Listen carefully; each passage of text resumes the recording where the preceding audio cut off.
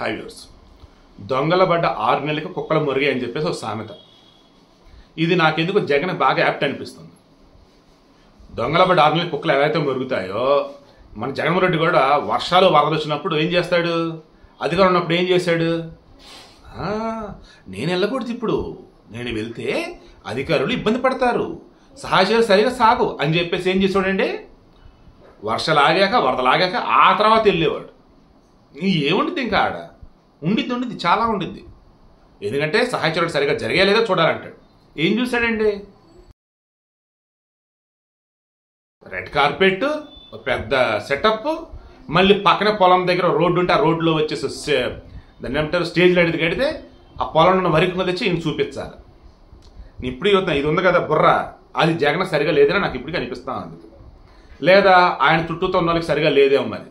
ఎందుకంటే ఎప్పుడు ఎలా రియాక్ట్ అవ్వాలి ఒక పాలకుడు అనేవాడు, ఒక పొలిటీషియన్ వాడు ఇప్పటికీ జగన్కి తెలియదు. కానీ జగన్ రియాక్ట్ అవుతున్న మీద కరెక్ట్ అనుకునే బ్యాచ్ కుప్పలు ఉన్నారు ఇప్పుడు కూడా. వాళ్ళకు కొంత మార్పు వస్తుంది అనేది అయితే నేను గమనిస్తూ ఉన్నా. సంతోషం, మారండి. మారణలు ఉన్నారే వాళ్ళకైతే మీరు దూరంగా ఉండండి. పాయింట్కి వస్తున్నాం.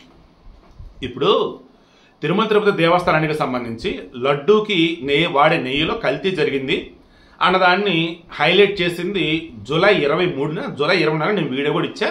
బట్ ఎందుకో కానీ జనాలకి రీచ్ కాల. సరే అయిపోయిందా, మన చంద్రబాబు నాయుడు మాట్లాడి ఉన్నాడు. ఆయన మాట్లాడిన తర్వాత ఒక్కసారిగా వైరల్ అయిపోయింది. ఏది ఎలా అద్ది ఇదని వైసీపీ వాళ్ళన్న, ఇదిగో ఎలా అని చెప్పేసి ల్యాబ్ రిపోర్ట్స్ చూపించారు. ల్యాబ్ రిపోర్ట్స్ చూపించిన తర్వాత అప్పటికే తిరుమల తిరుపతి దేవస్థానం వాళ్ళు, ఈవో శ్యామలరావు, ముఖ్యమంత్రి Chandrababu and deputy CM Pawan Kalyan వీళ్ళంతా కూడా ధర్మ పరిరక్షణ అంటూ అండ్ అపచారం జరిగింది కాబట్టి దానికి ప్రాయశ్చిత్తం అంటూ, పశ్చాత్తాపం అంటూ దీక్షలు అండ్ శాంతి హోమాలు, సంప్రోక్షణలు ఇవన్నీ చేస్తున్నారు. వైదిక ఆగమన ధర్మ ప్రచార ఏమంటారు ధర్మ పరిషత్ ప్రచార వాళ్ళ మెంబర్స్ ఉంటారు కదా, వాళ్ళతో సలహాలు సూచనలు చర్చలు ఇవన్నీ జరుపుతున్నారు. ఇంత జరుగుతూ ఉంటే జగనేమో అంత అబద్ధం అంటాడు, మాకు సంబంధం లేదంటాడు, అది టీడీపీ వాళ్ళది అంటాడు, చంద్రబాబు కుట్ర అంటే రకరకాల ఏదో చేశాడు. ఇక వ్యతిరేకత రావాల్సిన విధంగా వచ్చింది కదా.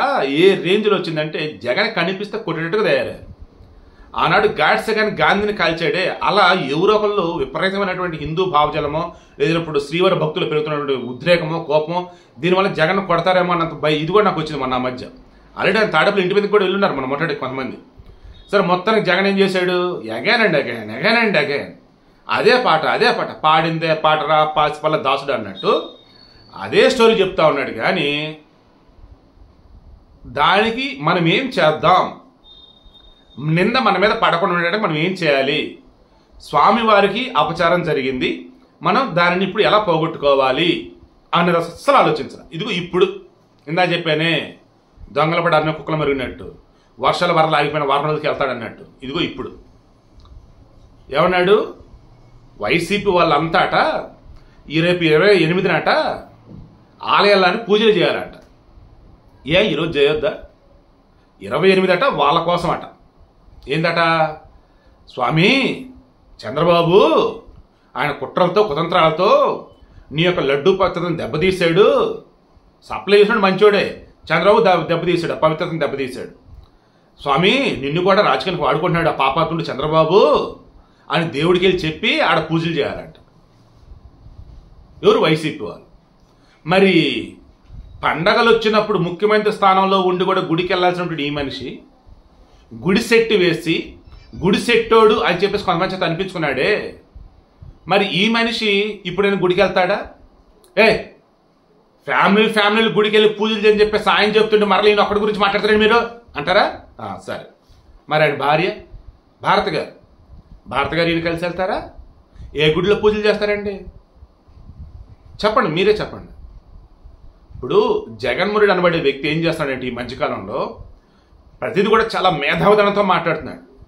ప్రతిదీ కూడా నాకు అంతా తెలిసినట్టు మాట్లాడుతున్నాడు. ప్రతిదీ కూడా నేను ఏ చేత నమ్ముతానంటే మాట్లాడుతున్నారు. నమ్మటం పోయింది. ప్రతిదీ కూడా జనాలు క్రాస్ చెక్ చేసుకుంటూ ఉన్నారు, ఏది నిజం ఏది అబద్ధం. అప్పుడు అర్థమవుతుంది ఇన్నాళ్ళు ఇర్రిపప్పలం అయ్యేవరా బాబు ఇలా నమ్మి అని. ఎంత ఘోరాతి ఘోరంగా కేంద్రం నుంచి వచ్చే ఫండ్స్ని డైవర్ట్ చేశారు, ఎంత ఘోరంగా తిరుమల తిరుపతి దేవస్థానం నిధులని డైవర్ట్ చేశారు. హిందూ దేవాలయాలకు పడాల్సిన డబ్బులు ఎలా డైవర్ట్ చేశారు, ఇవన్నీ జనాలకు అర్థమవుతుంది. తీరా ఇప్పుడు వచ్చేసి మతం గురించి మాట్లాడుతూ ఈ మనిషి మరలా వైసీపీని పూజలు చేయాలంట.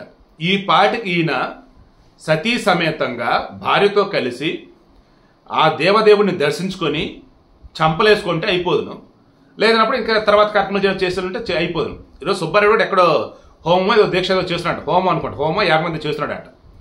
మరి ఆయన సతీ సమేతంగా వెళ్ళాడో లేదో తెలియదు. ఎందుకంటే వాళ్ళ ఆవిడ కూడా చేతిలో బైబుల్ పట్టుకుని ఇడుపుల పైలో ఎప్పుడు కనిపిస్తూనే ఉండేది. ఏది ఈ విజయం ఉన్నప్పుడల్లా ఆమె చేతిలో బైబుల్ ఉంటూనే ఉండేది, సుబ్బారెడ్డి వాళ్ళ భార్య చేతిలో. నేను బైబుల్ చదవడం తప్పబడతల్లా, రెండు పడవల మీద కాళ్ళు అన్నట్టు అటు హిందూ ధర్మాన్ని ఇటు క్రైస్తవ ధర్మాన్ని ఫాలో అవుతాం, మాకు దేవుళ్ళంతా ఒకటే, ఇది వద్దు, ఆ కబుర్లు వద్దు. ఇంకా ఆమె ఏకంగా సుబ్బారెడ్డి వాళ్ళ భార్య, మరి ఆమె పేరంటే నాకు ఐడియా లేదు, ఆపద్బాంధవ అనాథ రక్షక గోవింద గోవింద ఇదనాలి, ఆపద్బాంధవ అనాథ రక్షక జగన్ రెడ్డి రక్షక గోవింద గోవింద అంట.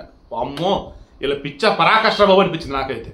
సరే వీడియో క్లోజ్ చేస్తాం చూడండి. ఇప్పుడైనా కానీ జగన్మోహన్ రెడ్డి తన భార్య భారతను తీసుకొని గుడికి వస్తాడా, గుడికి వెళ్ళి సతీ సమేతంగా ఆ దేవునికి క్షమాపణలు చెప్తాడా, పూజలు చేస్తాడా? I'm waiting. మరి మీరు రేపు 28వ తారీఖు ఏం జరగబోతుంది కింద కామెంట్లో తెలియచేయండి.